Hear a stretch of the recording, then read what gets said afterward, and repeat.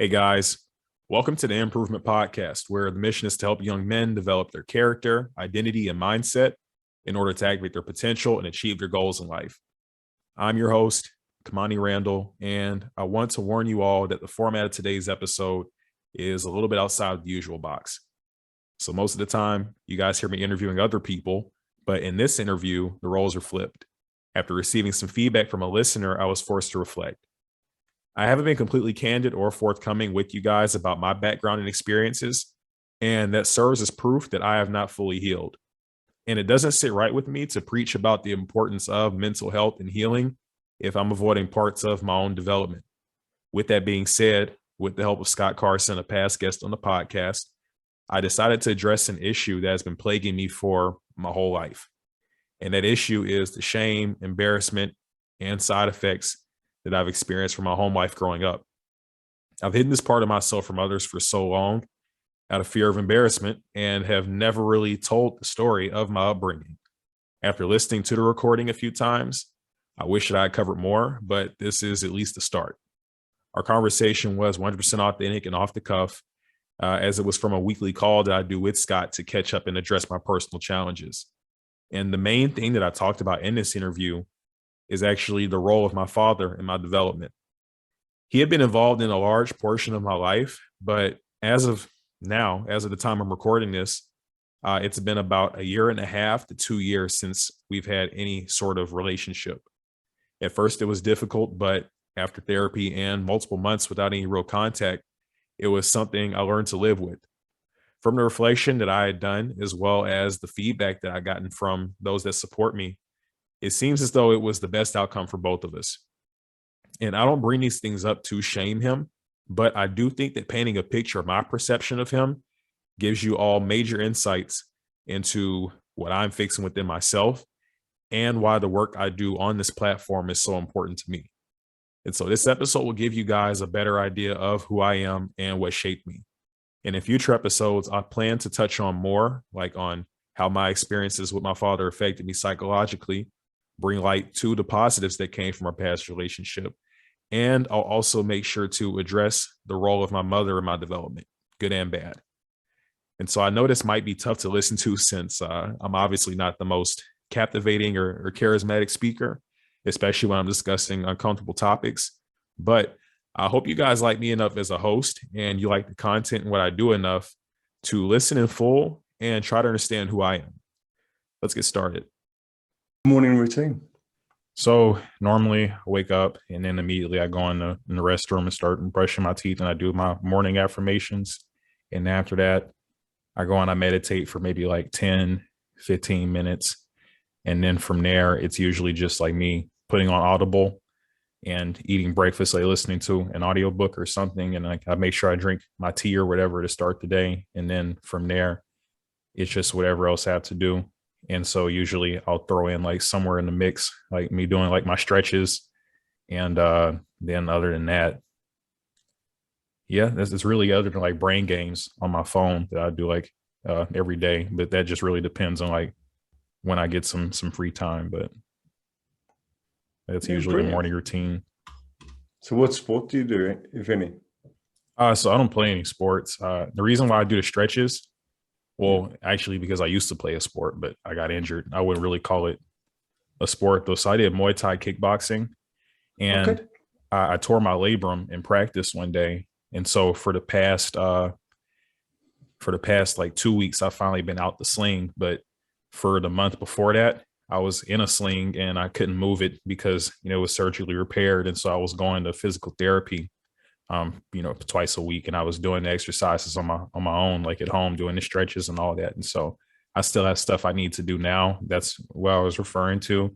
But when I eventually get healthy, I plan on going back, as crazy as that sounds, even though it was something I got hurt in.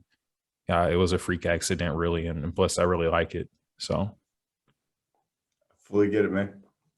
When you're enjoying something, it's sometimes things happen. Yeah. It's important to go back to what you enjoy. Yeah. So I'm looking forward to it, but it's going to be a while. I have at least like 3 more months before I can even go in there and start hitting the bag. So, but I'm looking forward to getting to that point to where I'm healthy enough. So we'll just see. As you're able to swim at all? So the thing is, I'm working on getting my full range of motion. I don't have that yet. And so Yeah. when I go on Monday, actually, I'll be able to start working the rest of it. I was only able to go maybe about 90%. I mean, no, 90 degrees, like in Yeah. each direction. But now I'll be able to start doing overhead stuff on Monday. And so once I get full range of motion, then I'll worry about building strength. Yeah. It's painful coming back, isn't it? It's Yeah, it was terrible like at the beginning, but now that I've become like a PT warrior, I guess you could say I kind of gotten used to it. I had a lot of motivation to get healthy and thinking about the future too, like how injuries like this affected people in my family with them not doing well with like their physical therapy or just with, I guess, the way that type of stuff has progressed from back then until now. Like back then, like my dad, he had a pretty big surgery on his knee. He had to get a bunch of stuff replaced in his knee. I think he tore his meniscus and some other things, and they didn't have arthroscopic or arthroscopic, whatever you call it, surgery back then. So he had like these huge scars on his knee and like all this scar tissue. And so, I mean, he was never the same. And so it's like, I have the advantage of having technology and these small little incisions. So it's like I might as well do everything I can to make sure that it's back to normal, because I have the chance of it being normal if I just do what I'm supposed to do. yeah. So just listening to you there, like your dad's injury, what happened there?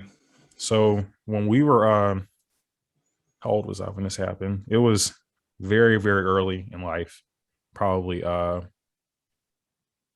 kindergarten or maybe the year before, something like that. But I was very small, and we were driving, and it was like pouring down, raining on the highway. It was like a 2-lane highway, and so there was no barrier or anything in the middle. And I think if I remember the story correctly, we went around a curve, and there was another car coming around the curve, and we didn't see each other, and so we hit head on. Ooh. And of course, terrible. I think we were going maybe 60, 70 miles an hour. Somehow, we survived it and everything, and I only came out with a broken collarbone. But my dad, it pretty much tore apart his knee. And I don't know what happened to the other driver. I mean, I hope that they were okay, but uh, from the little bits that I remember of it, I mean, I just remember it just pouring and us like being outside, like getting soaked, and my dad like laying down. But that was what happened with that. And so it took him a while to be able to actually get to the point to where he could be mobile again. And so, honestly, I'm just happy that we were alive. But yeah, it was really never the same after that. He couldn't really run well. I mean, part of that could have been, to him just getting older too and then putting on weight. But uh, just kind of seeing that, it just reminded me of that whenever this happened, because I know eventually, if I do get blessed enough to have kids, I just wanted to make sure that I did everything that I could to make it to where I could give them that full experience that they want, and not have anything like this, limit me when it's as simple as me just doing the exercises, doing the rehab, whatever else. So, Can I share something with you about kids? sure. Yeah, it's one of the things that I've really noticed with my son, and it's kids are amazing. All they want is your time. They just adore spending time with their mums and their dads. The love is absolutely unconditional.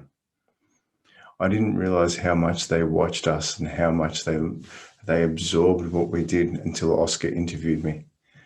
And the questions he asked were just phenomenal.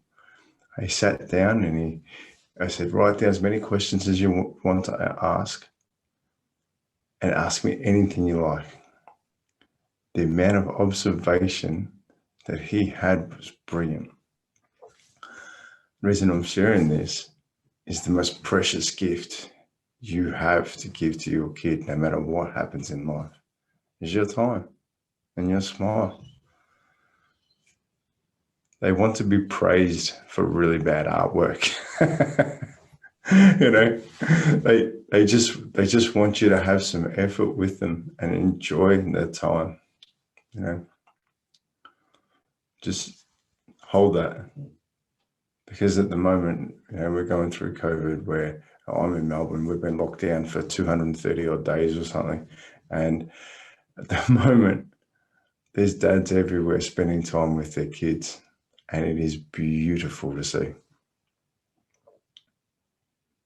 Yeah, that's definitely something to keep in mind. Yeah, I doubt it'll be anytime soon, but when the time comes, I'll definitely make sure to keep what you said in mind. Don't worry, I'll remind you. All right. So, but just going back to your dad, like with the accident, because what was he doing for a job? Honestly, I don't remember what he was doing at the time. He's had an interesting work career. So I just know throughout the course of my whole life, he's had multiple jobs, but most of them were like on the labor side. Like he did a lot of construction work, concrete work. He also was like an independent contractor with FEMA for some time, but he even did substitute teaching for a little bit. But yeah, he's done like a lot of different types of jobs, and that's for it's definitely for a reason. Why he got to that point to where they had to be multiple, but most of the stuff I would say was like labor type jobs. So having your knee smashed apart would severely hinder your ability to make an income. Yeah. Yeah, definitely. And I don't know how stuff was at that time because like I said, I was so young when that happened. But I know like later down the road, like in middle school, high school, like around that age, whenever he was doing these same types of jobs, it was definitely pretty tough for him, health wise, because you have to think about it. If your knee got smashed up and you're out there lifting heavy stuff, you're helping pour concrete and all that, and brushing it down, it can be pretty tough whenever your job depends on like having good physical health and you're not in good health, structurally anyway. So, that was definitely a challenge for him, especially when it came to doing stuff like off the clock, like at home. I definitely can't blame him for the most part with that. Like probably not wanting to get up and do different things, going outside and all that when you've been working hard. So, And it's interesting, right? Because you think about it, how many years ago was that roughly? 20 years ago? So I'm 23, so that was probably like 18 years ago when we got in the wreck. So that's interesting because like 18 years ago, mental health wasn't a subject, yeah. And we didn't really look into the side effects of injuries and what happens. But in reality, your old man, your father, old man in Australia, that's your father lost his ability to bring in income. He lost his ability to be a man in society's eyes, because that's what a man did. A man went out and worked and provided for his family. A man went out and,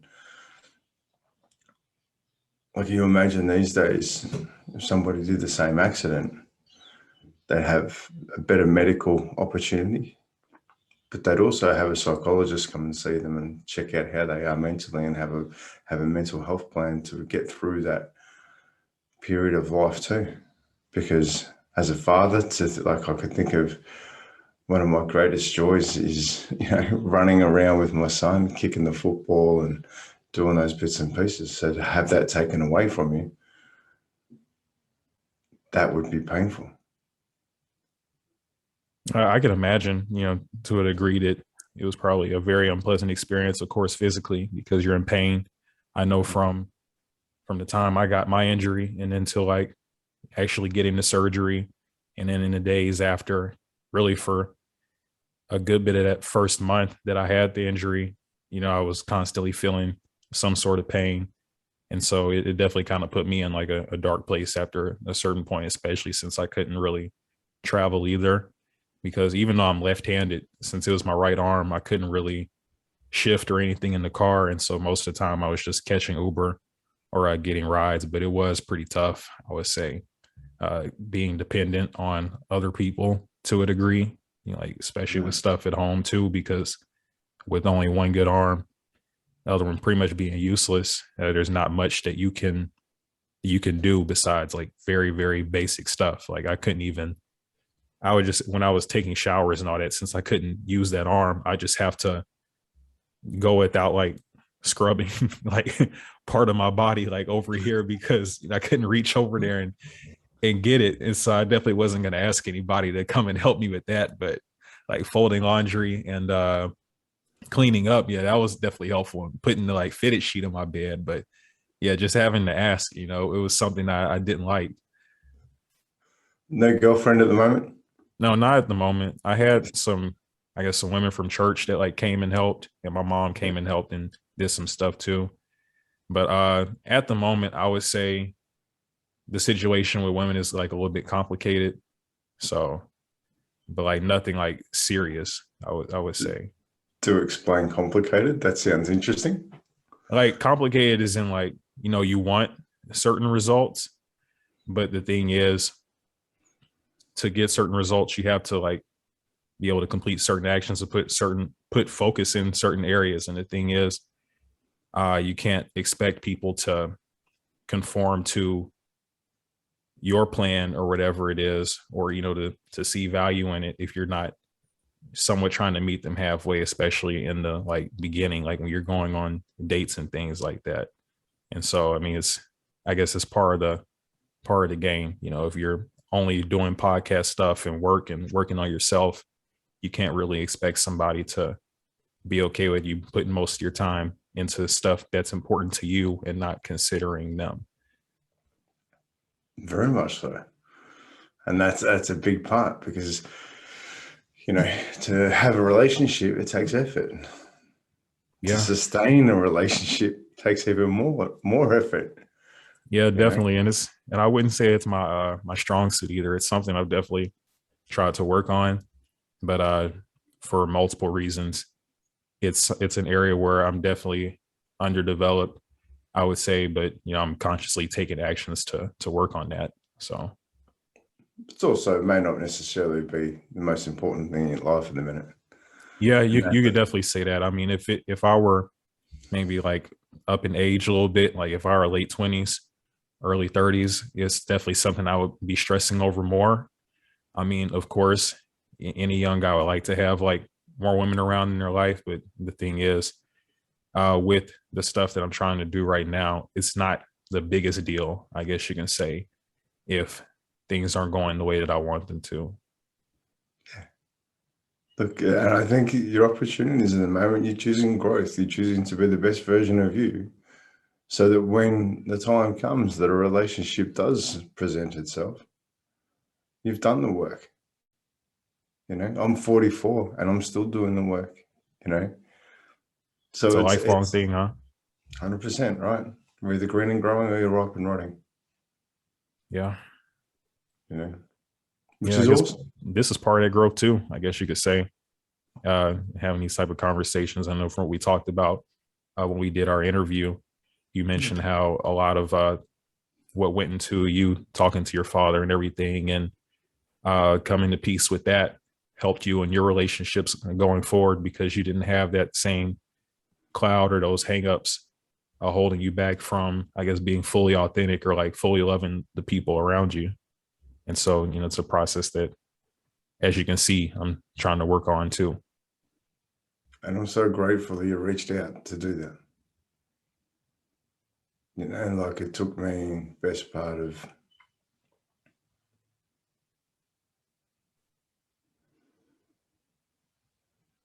over 20 years to be able to work on that. It's funny. Yesterday I just went back to where I grew up. I had to go and drop a trailer off, and I took the longer route to come back with my son. And I just showed him the house in which I grew up in. And it was an interesting experience, like I wouldn't say I've had a bad life. I say I've actually had a very blessed life, to be honest. Like I've had amazing people in my life at all stages. Just some things have just been a bit more awkward than others, and that's okay, And it's so important for you to heal your heart for you. Otherwise, you walk around with that pain and it does get put on other people. You know, that uncertainty, that to fear, if anything, you know, like I like to think these days that I'm full of heart, love and care, but it all had to start with me, an acceptance of who I am and just be as authentic as I possibly can at all times, you know. So if it's all right with you, Kamani, I would actually like to talk now with you about what's going on, because I'm so grateful that you reached out to me.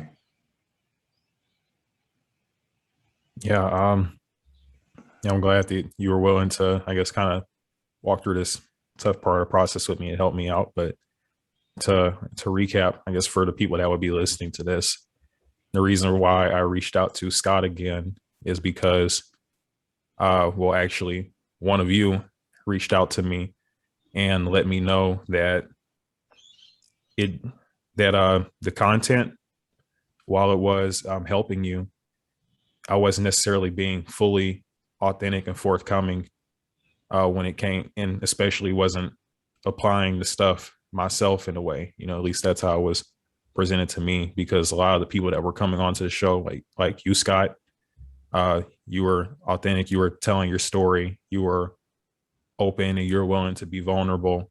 But the thing about it is that throughout the whole process of me doing the podcast, you know, through all the episodes so far, even though I've told bits and pieces of my story and alluded to different things, I was never truly vulnerable and authentic in telling the full story. And so people have come on the show and been more authentic than the actual host himself. And the thing is, it's kind of hard to have credibility and to really try and help people if the same thing you're trying to teach them to do, you can't do yourself. And so that's why I felt the need to reach out to you, Scott, and talk to you today, because the thing that I haven't told people about in full is my life. The things that have led to me getting to where I am today, what led to me developing my quirks, strengths, weaknesses, and then also the biggest part, which is the strained, or I guess non-existent relationship that I have with my dad.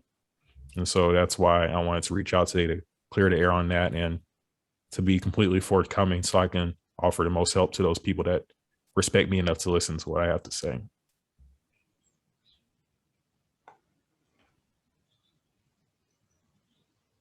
I really respect you for that.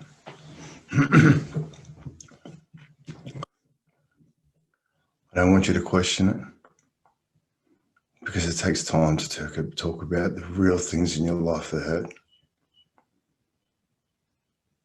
I'm really proud of you for doing the podcast and learning more about life so that you can be the best version of you. So you've got to this point now where you feel like it's important for you to own you.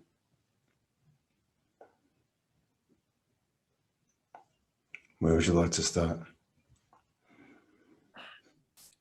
That's a tough question. You know, it's kind of like, do I just tell like my whole life story, the whole chronology of it? Like, absolutely. Whew, man. Okay. Well, the way things started off, of course, I'll kind of talk about the relationship between my mother and my father, and how they met and how things transpired to where, you know, I came into existence. But it's a weird story, actually.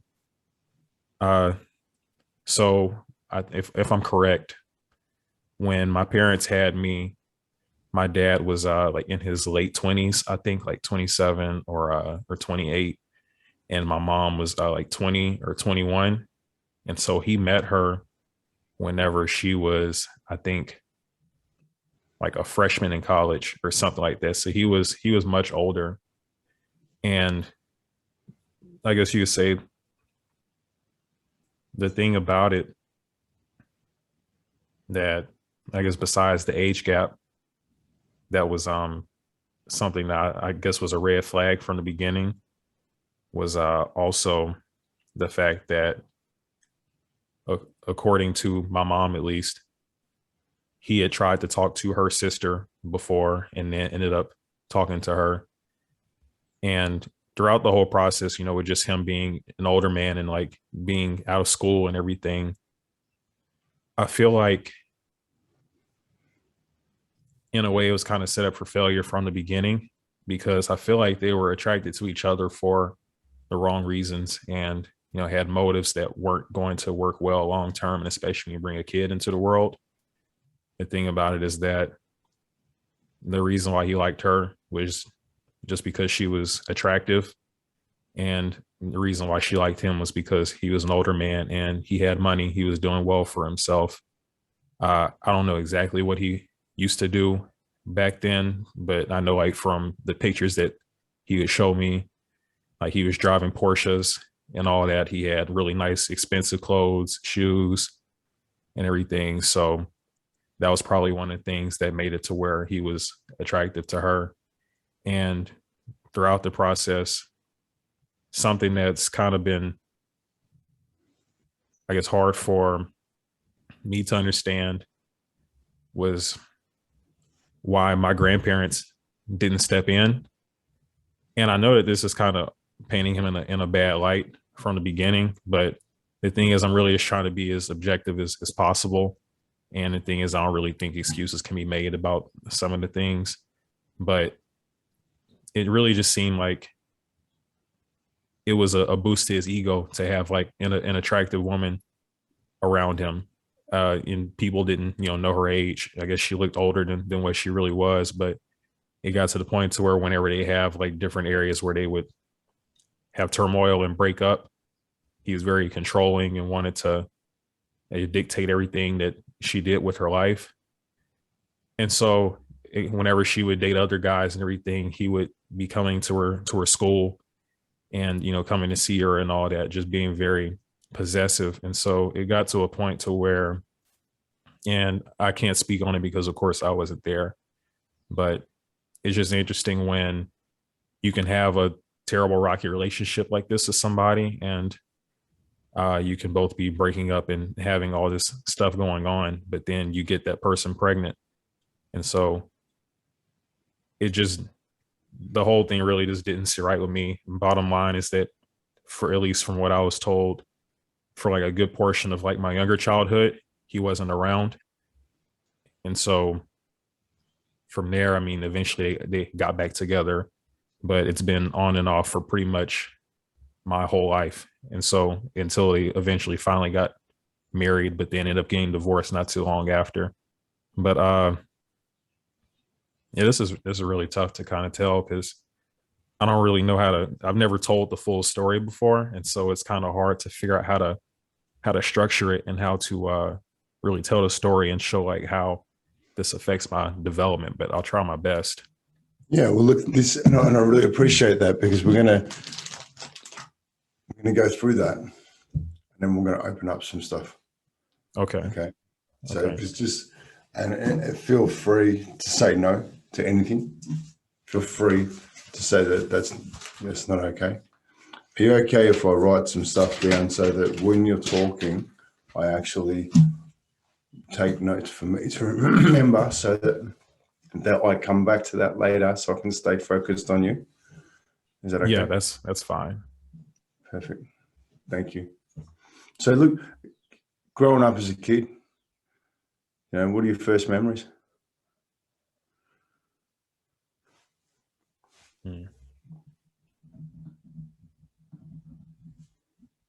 The I guess the earliest memories I have that I think back on it are us living in an apartment. And that was at a time when my mom and my father were separated. And so it was me, my mom, and my second sister. well, I guess for only sister at the time. She's only 4 years behind me. So around that time, she would have had to have been maybe so if I'm, like 6 or something like that, she's like 2, a toddler. That's like really some of the most recent, I mean, some of the most early stuff that I remember. So we had this apartment that we lived in, and I remember seeing a lot of him during that time when we were there. Really, I started to have like memories of his presence and everything once I started to get a little bit older, once I started to like get further into elementary school. So maybe like I would say third grade, third, fourth, maybe fifth grade, something like that. But before then, I'm pretty sure that we were just living alone. And so I don't know what the financial piece of that was, how things were financially. I was so young, but he wasn't around much around that time, it seemed. And so he didn't really come around until it seemed like he really didn't come around that much more until trying to make sure I have my timeline correct. As good as you can. Don't Hmm. don't threat. You're a kid. You don't have to be precise. Okay. And so, okay, yeah, I'm pretty sure. So he started to come back around whenever we eventually moved out to Houston. And so that was when I was in the second grade. And so it was a tough transition because we weren't in my hometown anymore. My grandparents weren't around. We were making completely new friends and connections and everything. And I remember the first school I went to. It was pretty tough because since I hadn't gone to school with those kids, and I think it was like sometime in the middle of the year when I transferred, it was really tough to make friends. But I remember around that time is when he started to, I guess, come around again, and we were starting to see him. He was coming up there to come visit us, and then lo and behold, he got my mom pregnant again, and that was with the third child. And so they still aren't married at this point. But it kind of, I guess you can say, it was kind of like this constant thing where whenever things would be rocky with them, or whenever there was some sort of split or they were separating, all of a sudden she's pregnant and there is another kid. And I have my speculations about it, for why things work that way. But since that's not something I know for a fact, or of course was wise enough to be able to actually pinpoint and notice, I'm not going to speak on that in depth. But it was just interesting to me. But of course, when she got pregnant the third time, then we ended up moving back home to Beaumont, which is my hometown in Texas. And from there, that's when like a lot of the like the worst memories came around from what I remember. And just during the whole time that they were together, from then on and off all the way until I think it was my senior year of high school when they got divorced. It was just like a lot of stress and turmoil, arguments, that sort of thing. And so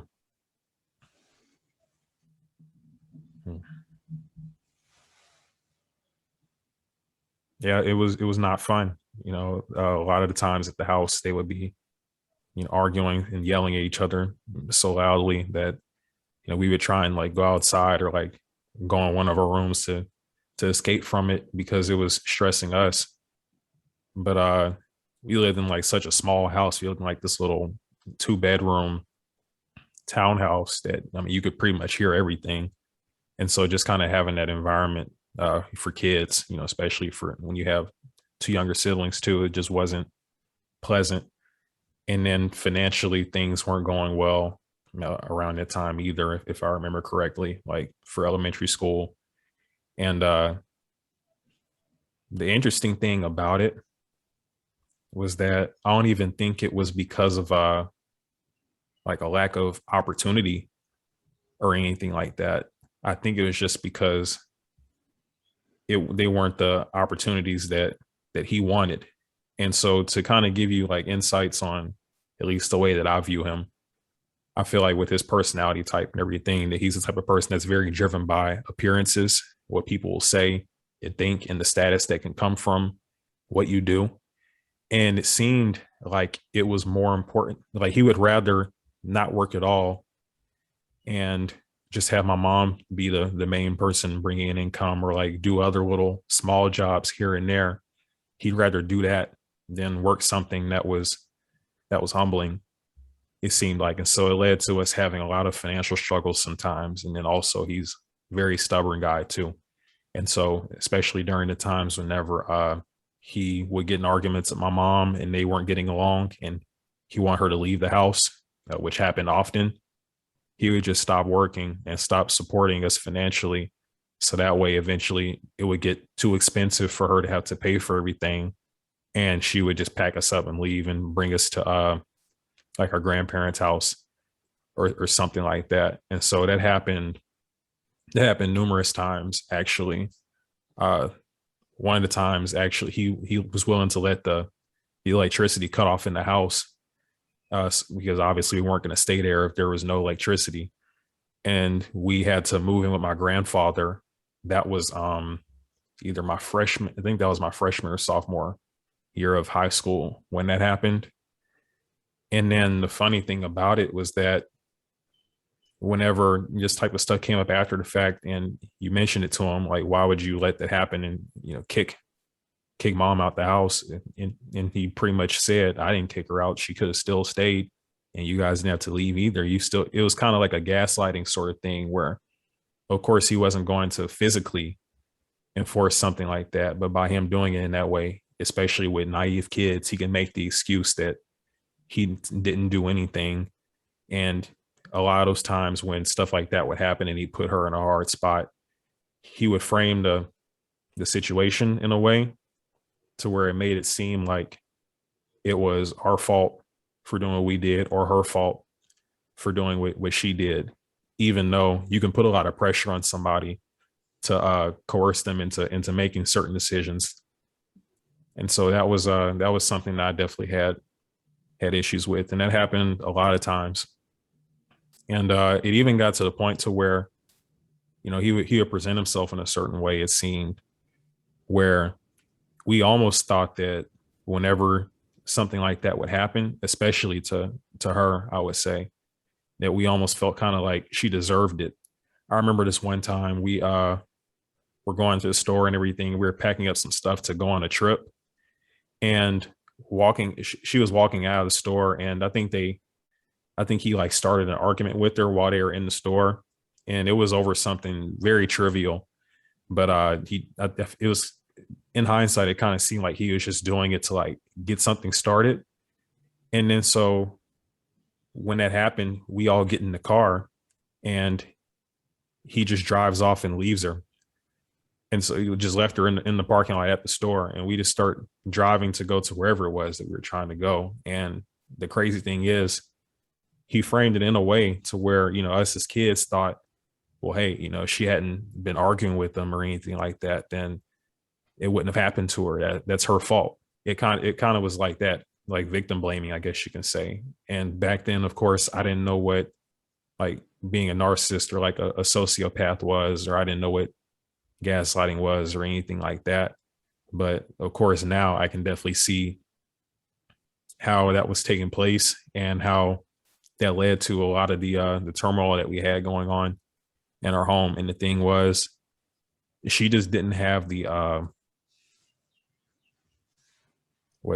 the wherewithal or the backbone or maybe the courage to move on and do things herself permanently. And part of that could have been from the negative talk that she was getting from him, because he talked about her all the time, even in front of us. And, it got to the point to where we even like supported it and believed it. He'd even tell us, he said one time that whenever he came to our school and was talking to like one of our teachers or like an administrator or something, and then told the administrator who his wife was, who our mom was, he said the people at the school were surprised that she could possibly be your mom. And of course, me at the time, I'm not thinking about, well, how does it make you look since you married that person?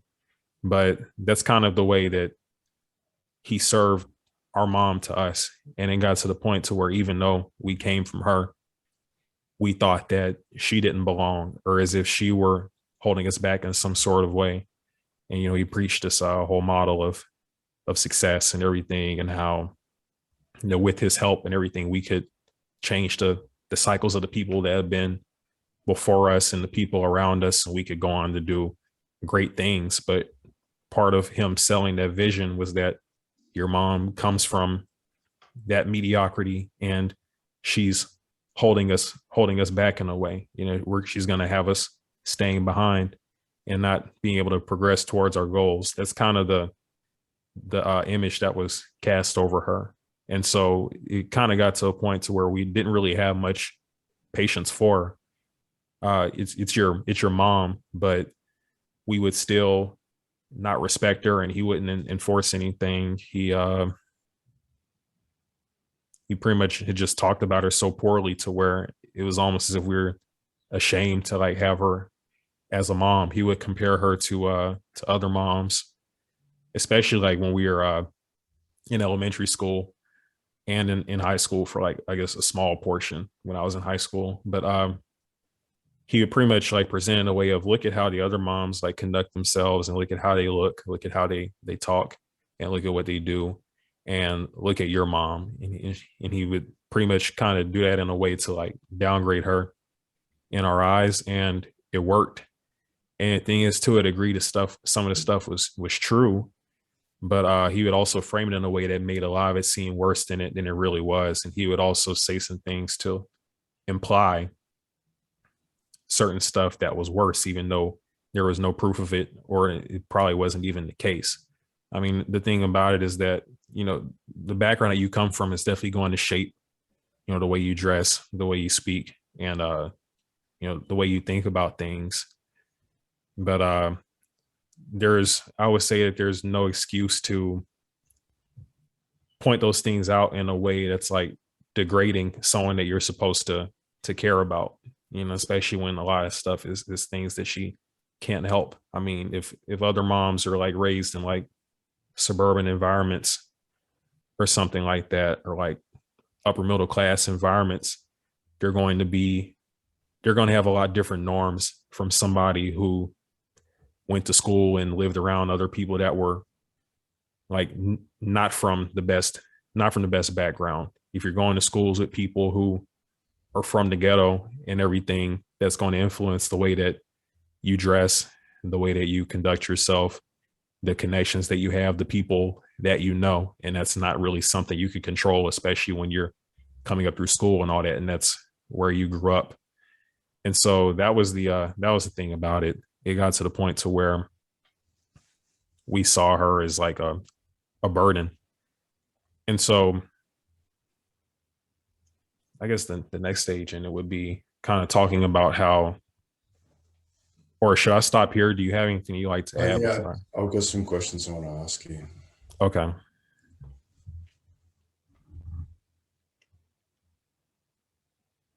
How does it make you feel that you put your mum out to be an outcast? After the fact, it made me pretty angry. Like once I matured, and really, even before recently, like freshman and sophomore year, whenever he, I'll say, didn't take care of what he needed to, and we had to end up leaving the house, I definitely had a lot of resentment towards him, like during that time. And it was tough, to kind of digest all that, because I was living with my mom, and you're taking notice of things that I guess kids shouldn't really be able to notice or see.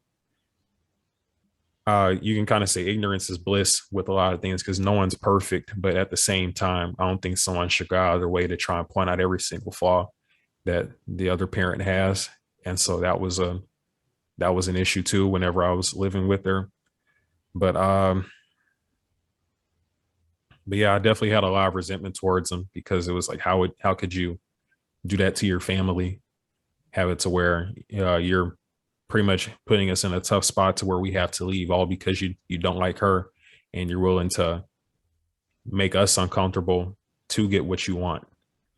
And it was crazy to me thinking back on it, how she could be this terrible person, be so bad, be so ghetto or worthless or whatever it was. yet he kept bringing her around and he kept getting her pregnant. And at the time, I wasn't thinking about that. But as I got older, and especially when I got in college, I kind of thought about that. It doesn't really make any sense. And you can say once I started to realize that, that's when gears started turning, but that's, I guess, later in the story. But that's how it made me feel. It made me pretty resentful that not only that he did that, but that it was able to warp my mind in a way to where I thought the stuff was justified and I participated in it with him.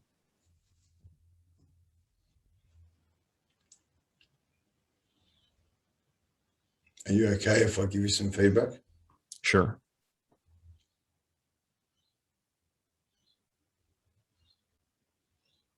There were two people that clearly had an attraction. But sometimes the attractions can be painful. They kept coming back together. You don't make love to somebody that you don't want around you.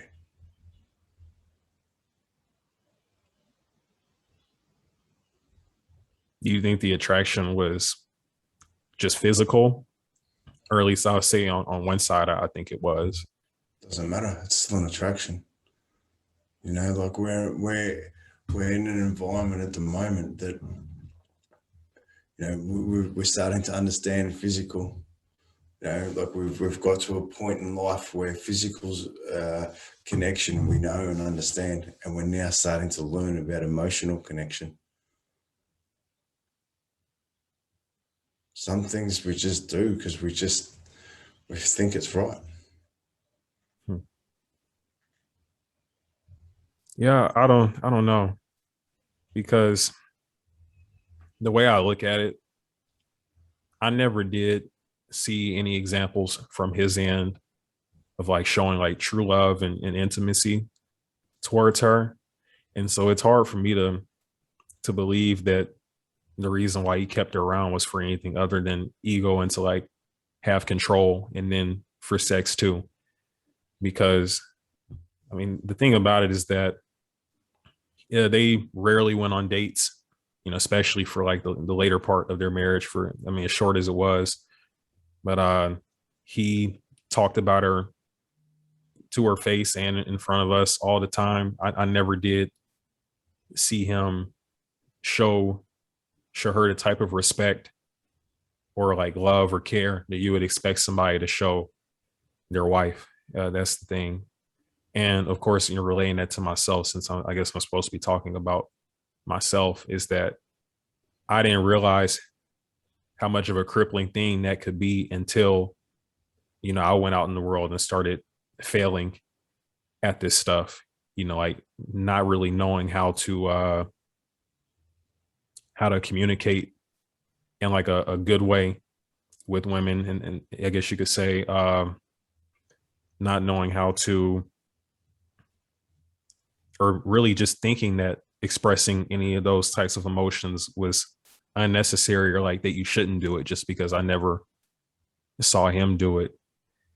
In a way, you could say that since I had seen him just objectify her and treat her like trash pretty much the whole time, and just see her as like a tool, like somebody that serves a function and not a life partner, because that's pretty much how it was. And he would have sex with her and everything, and he'd get her to cook and clean up, but other than that, she wasn't pivotal in anything else. He didn't have her helping us with homework.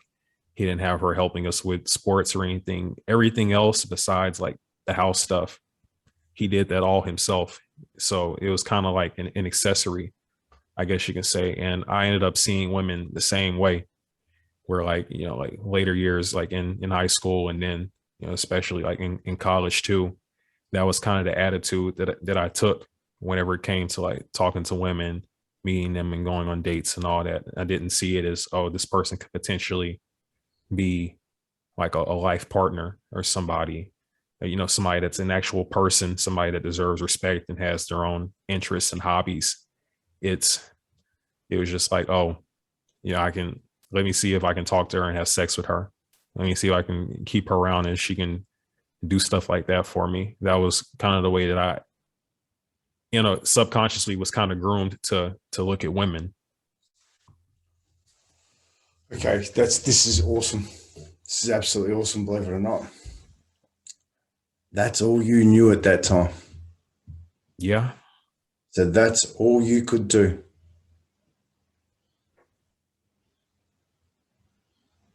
Perhaps, maybe, just maybe, and I'm not making excuses for your father at all, but perhaps, maybe, that's all he knows. Perhaps, maybe, that's how he's grown up and he hasn't had anyone around him to teach him any different.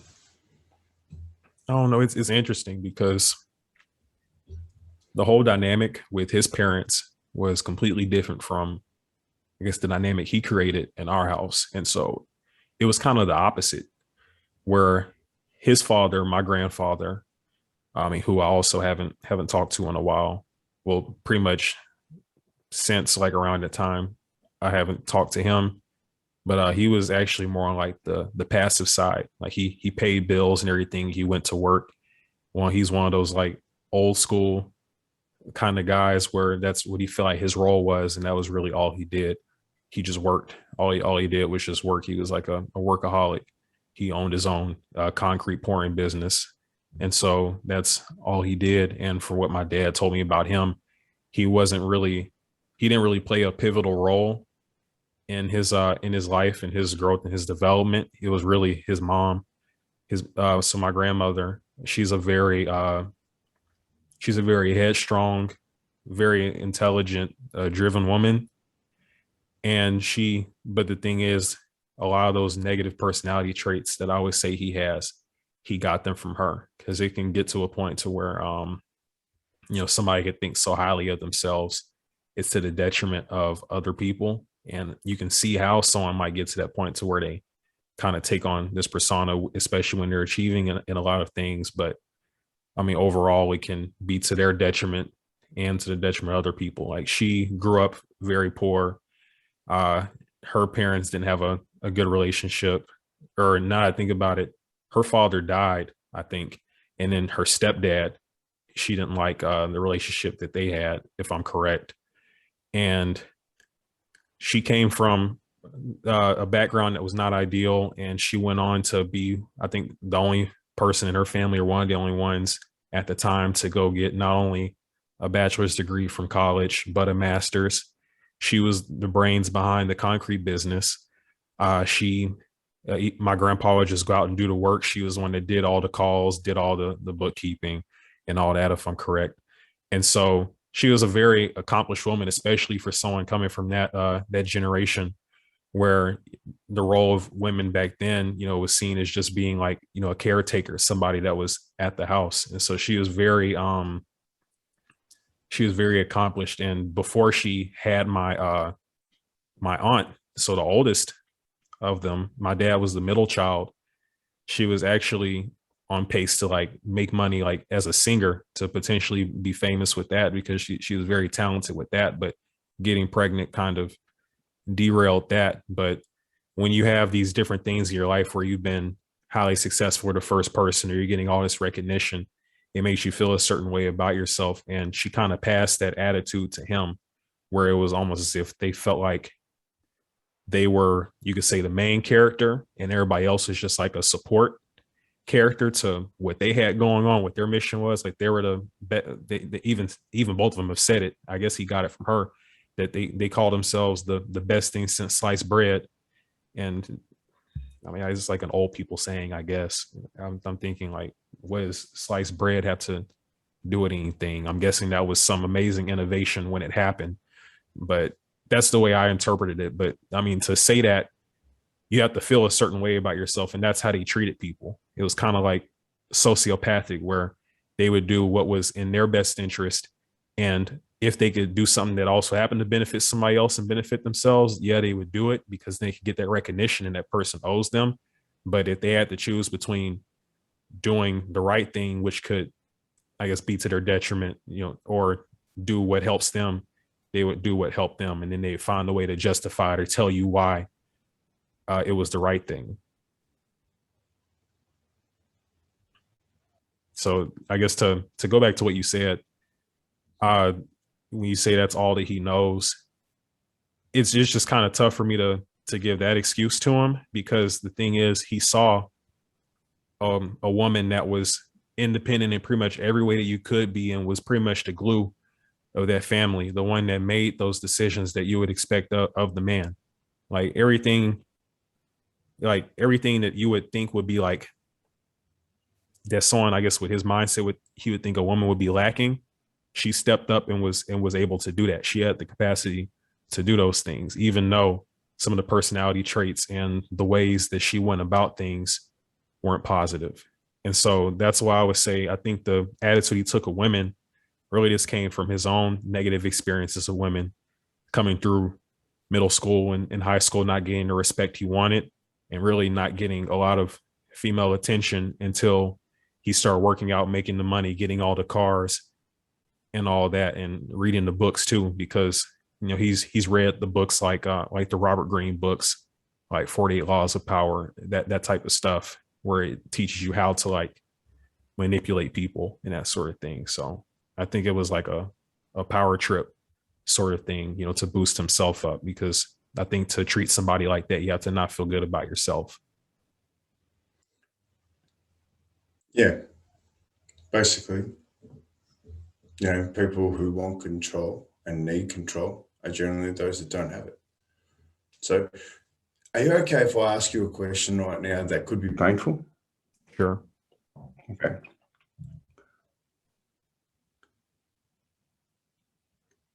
Is your pain from the way that you disrespected your mum more than the pain from what your dad did? I would say that the majority of my pain, well, honestly, like now, I wouldn't say that I'm in pain like I was before. It's something that I've kind of been able to move on from to a degree. I'm not gonna say that I've moved on from it 100%. I still think about the stuff sometimes, but the thing that had caused me the most pain, like whenever I came to all these realizations and everything, was really seeing how it affected me and my development going through this type of upbringing, how it affected my confidence and how it made me lack in different areas as a young man, as I started to get more into personal development and see where I was really, having these lapses. But really the biggest thing that hurt me for the longest was really two things. One, not getting that respect or not getting that value that you expect to get from like your father and your sister. And the reason why I say sister is because the middle child, she lives with him. Whenever we, I guess, had the thing to where we stopped talking, she took his side and went with him, and so I haven't spoken to either of them since. And just some of the stuff that transpired during that process was just very disrespectful. Some of the things that were said to me, and so it kind of created like this burning rage inside me, I guess you could say, to be disrespected like that by people that are supposed to see value in you. Just some of the things that people can say or do or not do to make you feel just this small. So that was part of it, because there were people that I genuinely cared about, and so to be treated like that hurt a lot. And I would say the other thing was just how poorly I felt about how my youngest sister, the one I have a relationship with her and she lives with my mom, how she was treated in the process and how I was a pawn in that. And so to give some background on that, during my sophomore year of college, this is around like winter break, they had to go to court, my mom and my dad, again, because they were fighting for custody of my youngest sister. So me and the middle sister, we were already old enough to choose where we wanted to live anyway. And so, of course, we had already picked to live with my dad. I was 18 whenever they got divorced, so it didn't even make a difference. And plus, I was going off to college. But the youngest one at the time, she wasn't old enough to make a decision, and she automatically went with my mom. And so when she got, I guess, of age, I think it was like 12 years old or something like that, when it's like the age and you can pick, they ended up for some reason going to court about it again. I don't know why. It could have been like a child support dispute too. Uh, I know she had issues with him and that I guess is not necessarily relevant to the story. But Anyway, Sorry, it's not relevant. Go. I think it will be. Go. okay. Do you want me to say it now or? Yeah. Okay. Well, one of the issues that she had with them throughout like the whole process, from us growing up all the way until then, was issues with child support, getting him to pay for and support the kids that weren't living in his house. And so when we weren't living with him, she had issues getting him to pay her money. And so it seemed like an ego thing where he just didn't want to have somebody win or get over on him. And so I remember this one distinct story that she told me where when I was very young, I think this is back when I was the only kid, he came to court and to try and avoid paying child support for me, because I think at the time she said he wasn't coming to see me or anything like that, wasn't supporting, to try and get some sympathy from the judge. He came in there with like some clothes, like looking like a street person, like somebody that was run down and like didn't have anything going for him, like somebody that you see like walking the street or like riding on their bike, like in the hood, like these beat up shoes and this faded shirt, these pants with holes in them and all that. And so you have to think at this time he's driving Porsches, he's wearing designer clothes, wearing designer watches, has Rolexes and all that, and he comes to court wearing this as if he's going to fool the judge. And the judge pretty much got pissed off about it. And I don't know what he enforced or whatever, but of course he made him pay, and it was some amount that was, I guess, supposed to be close to the right amount. And so he wasn't happy about that. And and she even says that after that judge ended up dying, this is like, I think during a time when they were together, he laughed about it, like in front of her, saying that the guy deserved it or something, I guess, because he held him accountable. But yeah, there were plenty of times where whenever we had those splits and we would be with her, that he didn't want to pay, or he didn't want to pay the amount that he should have paid.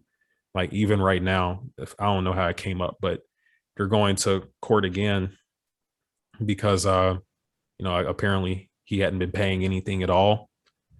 And so he's got back pay or whatever it is, apparently.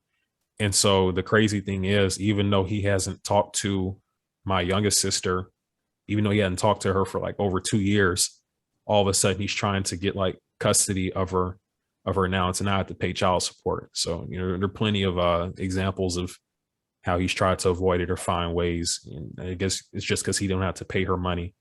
But that was the thing. And to go on the thing about my sister though, so that was my sophomore year of college. And pretty much what happened is that they went to court.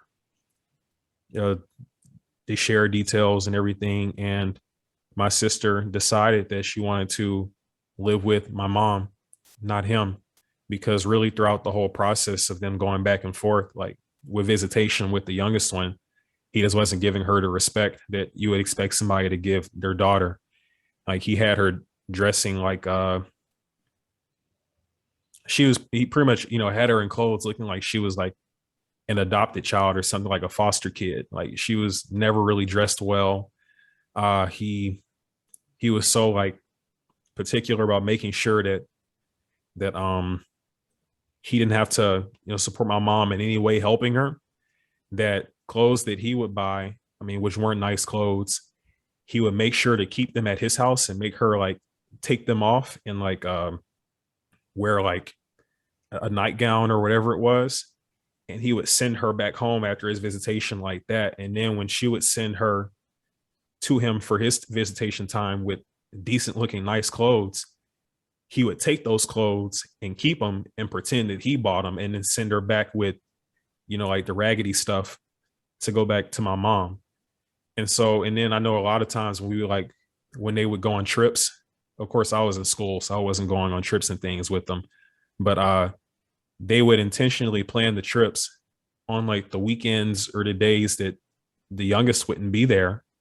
So that way they could brag to her about how much fun they had and pretty much tell her, hey, well, if you decided to live with dad full time, then you wouldn't have to worry about missing out on these trips and all that. You wouldn't have to worry about these clothes that you don't like to wear. And he even took it as far as like hurting her with her grades. Like if she received an assignment on my mom's time, when she came to him, he just wouldn't help her with it. He'd say, hey, you got that whenever you're with your mom, she needs to help you finish that.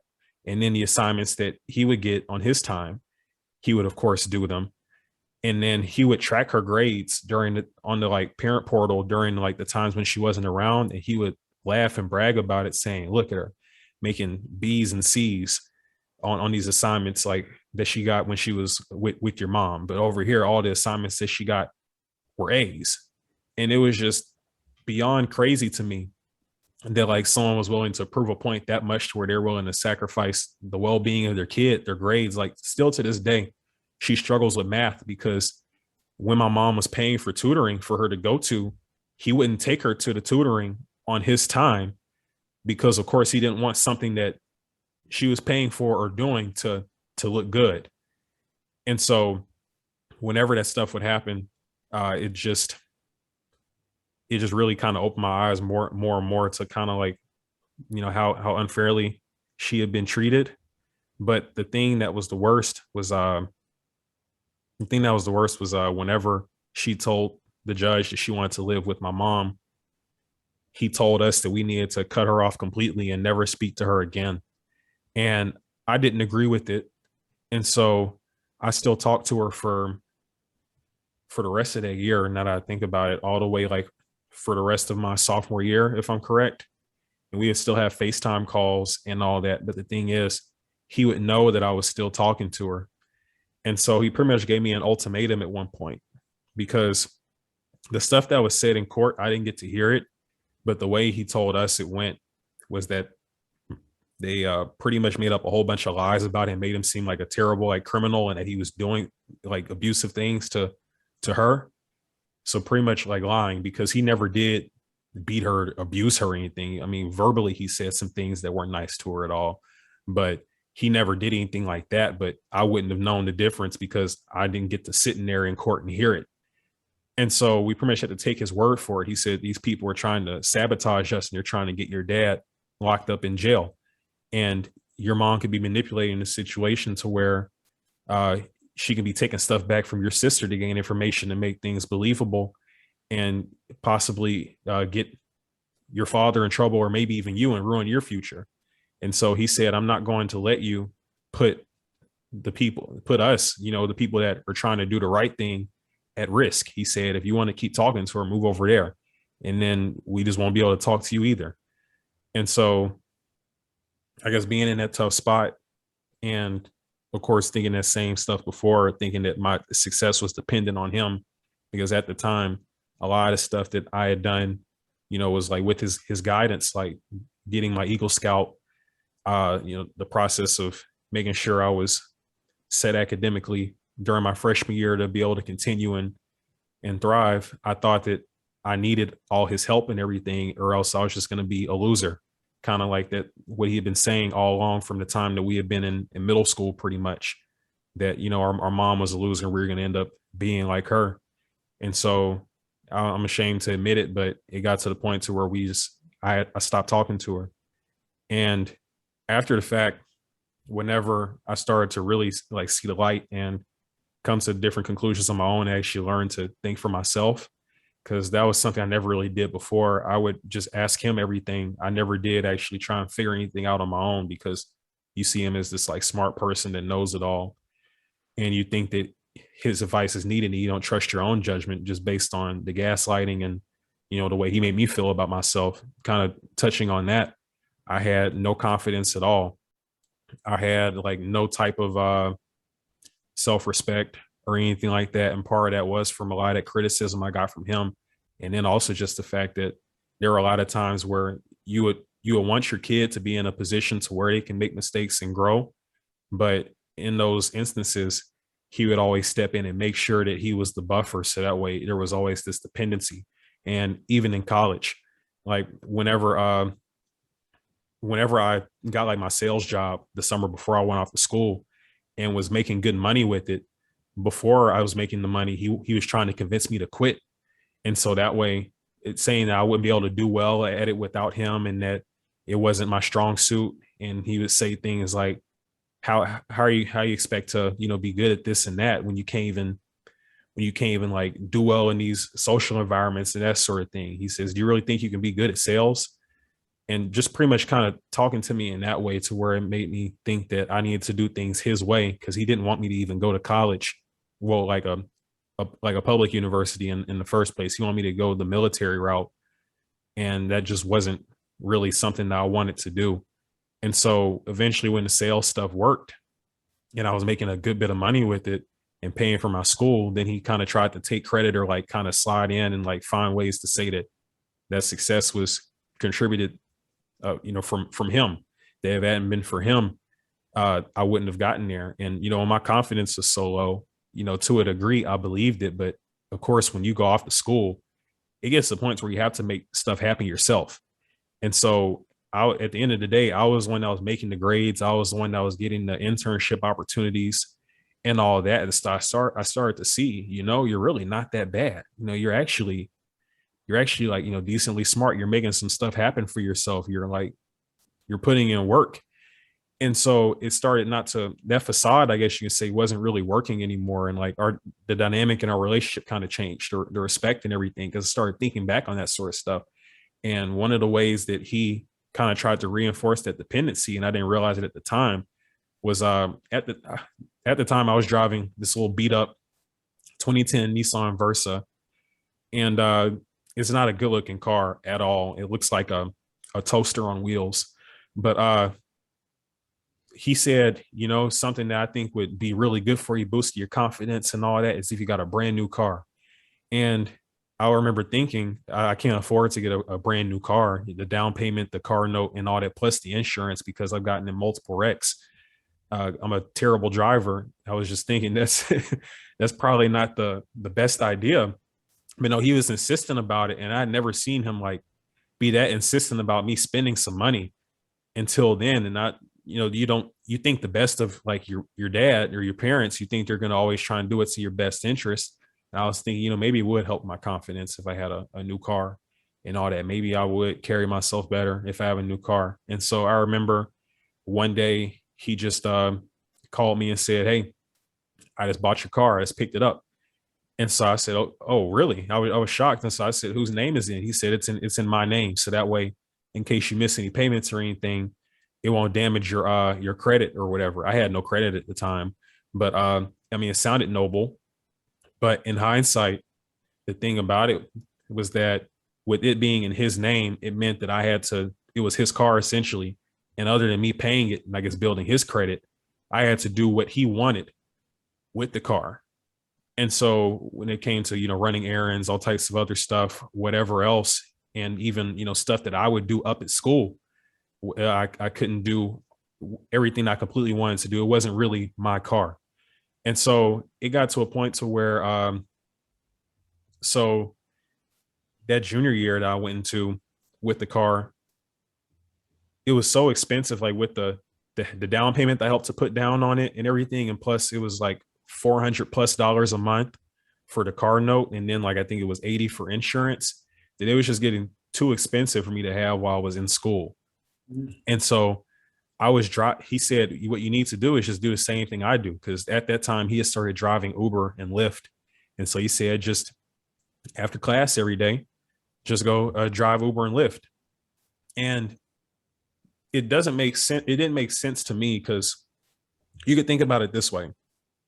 Imagine you want to buy a house. You get your dream house or whatever it is, but the only way that you can afford to have your house, which is supposed to be yours, is if you Airbnb all your guest rooms pretty much every single night. You almost kind of have to ask yourself, is it worth it to even have it if I can't actually afford it, if I'm actually using what I bought to afford what I bought? And that makes absolutely no sense. I was using the car on top of my the job that I already had and everything to afford having the car. And so it essentially got to the point to where I was doing it all throughout that junior year and then into the summer when I was interning like with the company that I work with now. And so I would go to work at 7, get off at 4 or 5. And immediately from there, I would go and just drive Uber and Lyft for hours and hours and get home at like maybe 10, 11 o'clock. And I had no life. And so it was like, this is absolutely ridiculous. And so something that was a big turning point in our relationship was when, I guess you say, I had the balls to just say, you know what, I don't even want the car anymore. And so I gave it back to him. And I guess that wasn't something that he was expecting, because uh, after that, he pretty much tried to make things as hard as possible. Like whenever like I needed him to pick me up to bring me like back to school whenever the summer ended, because I didn't ask him for anything for the whole summer. Whenever I didn't have the car anymore, I just made it work on my own, and I was, not having that huge expense. So I just was able to kind of save my internship money finally. But whenever it came time for me to drive back up to school, I needed to be there a certain time to check in. He made sure to show up late enough to where I couldn't get there in time to check in, had to wait until the next day. So pretty much just had my stuff up there in town and had to put it in like a friend's room and wait until the next day to check into the dorm. And then other things like during breaks, kind of same thing, would take his time, kind of trying to prove a point. I guess he was hoping to get to the point to where I would say, okay, you're right, I don't like this, I'm going to go back to getting the car. But the thing was, it was such a financial burden. And I feel like my quality of life, even without a car, was so much better, not having that expense and not having to, run on 4 or 5 hours of sleep a night. It was worth it, really, just for him to be an a-hole those few times that I actually needed to ask him for something. But the time that I really knew that he was really trying to prove a point to me, and that he wasn't necessarily looking out for what was in my best interest, is when he agreed to pick me up whenever I was coming back from a ski trip with my friends during winter break. So he agreed to pick me up and everything.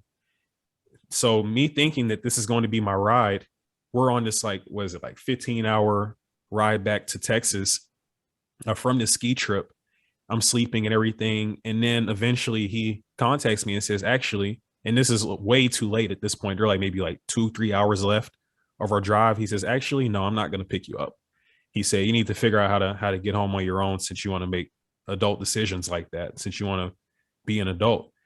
And so it was intentional to make things hard on me. And so my sister, the middle one, at the time, it was 3 of us living together. I called her and asked her to come pick me up, and I told her I'd pay her. And so anyway, he saw her gearing up eventually to come get me, and he said, where are you going? And pretty much tells her, no, you can't go pick him up. And so I was pretty much stranded in Houston, like away from home, and I had to figure out how to get a ride.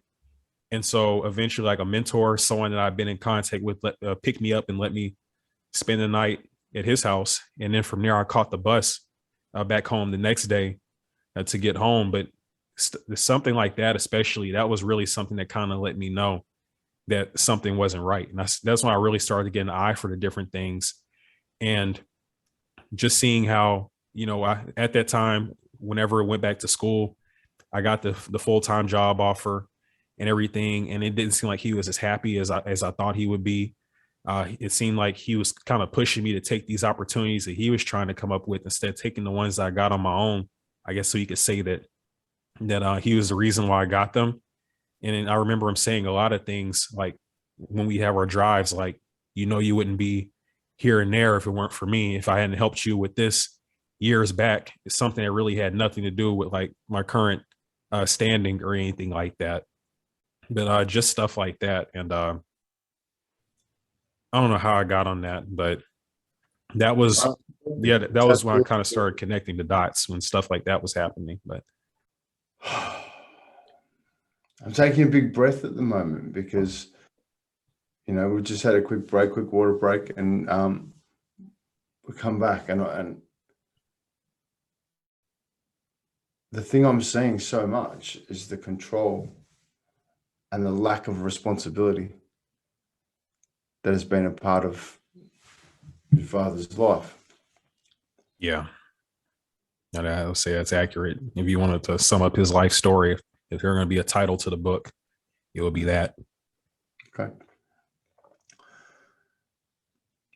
I really want to thank you for sharing all of that. But I see some absolute gold inside everything I've just heard. I'm curious. Yeah. What do you do for a job? I'm a financial analyst. Okay. What are you working on outside of work? So other than the podcast, I'm currently taking a course to do financial coaching. I wanted to add that under the business because Himprovement is an LLC now. And so I figured that would be a good way to offer value to my target demographic on the podcast. And also it could potentially be like a stream of income that could maybe be full-time, depending on how things go. And if I'm offering enough value to people, if that's something that they would trust me with. Okay.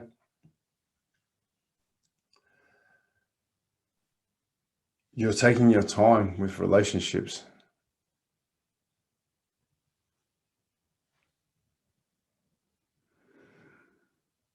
The things you care about most seem to be the most painful things in your life that you're working so hard to improve. Yeah, you could say that. That was the crazy thing about it. And I guess it's a good thing. But all the pain that I felt from those experiences, and I guess more that I haven't touched on yet throughout my life, I had a choice.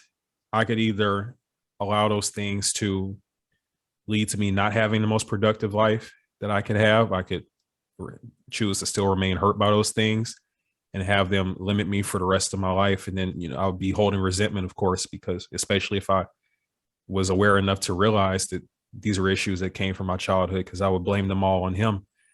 But the thing is, by doing the podcast and all that and doing my personal development, this is something that just really resonates with me because it's helping me to not make the same mistakes that the men in my life made and to not inflict that same pain that they did on other people. But also it helps me to be able to heal and cope with it. And so I guess the thing about the podcast is that if I can use all those negative experiences that I had in my life to teach somebody else how to avoid those same things, or if they're dealing with it, how to get through it, because it's been a process for me to even get to this point to be able to go through it. I feel like that's valuable in itself, because I know the young me from middle school to high school, even college, would have, loved to have somebody that cared enough to diagnose these things, not only, to point them out and to actually, help me talk through some of this stuff. So I wouldn't have had to go through the hard knocks of figuring it out myself. That's a really interesting thing because,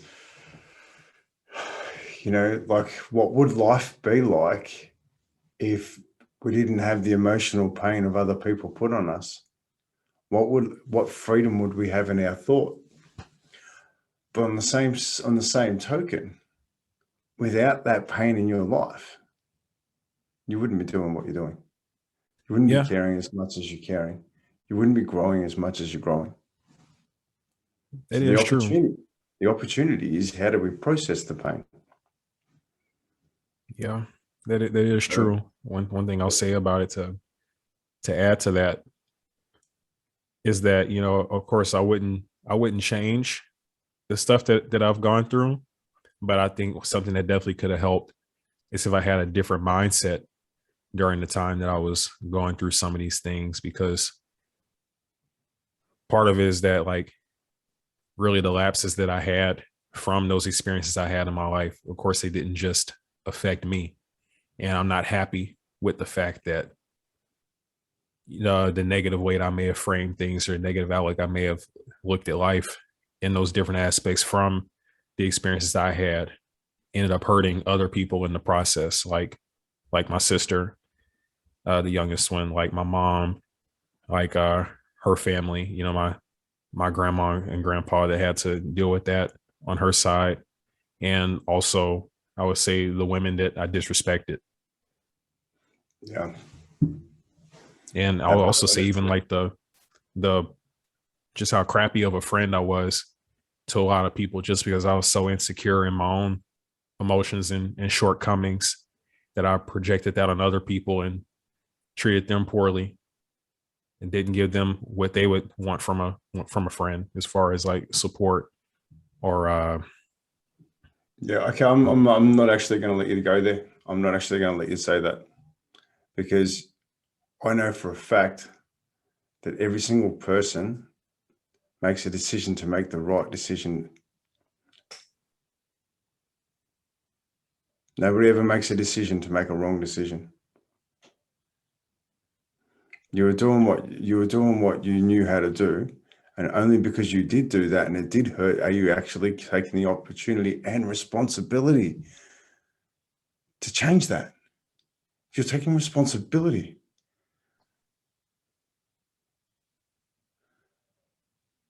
You're taking responsibility for you. There's nobody else that you can take responsibility for, because it's up to them to do that.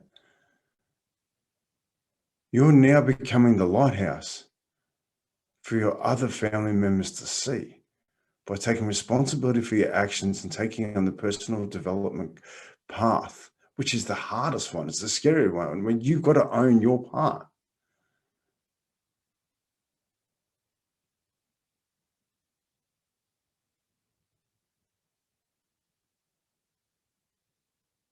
Yeah, I appreciate that you pointed that out.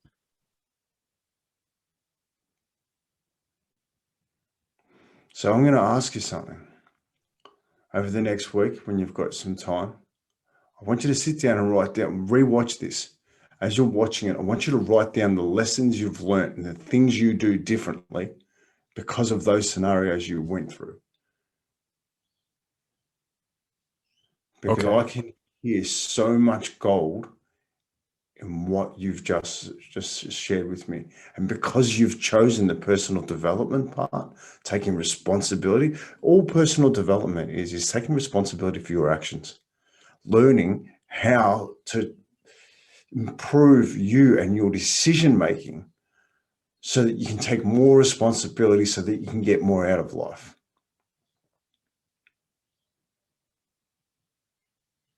I'm so proud of you for that.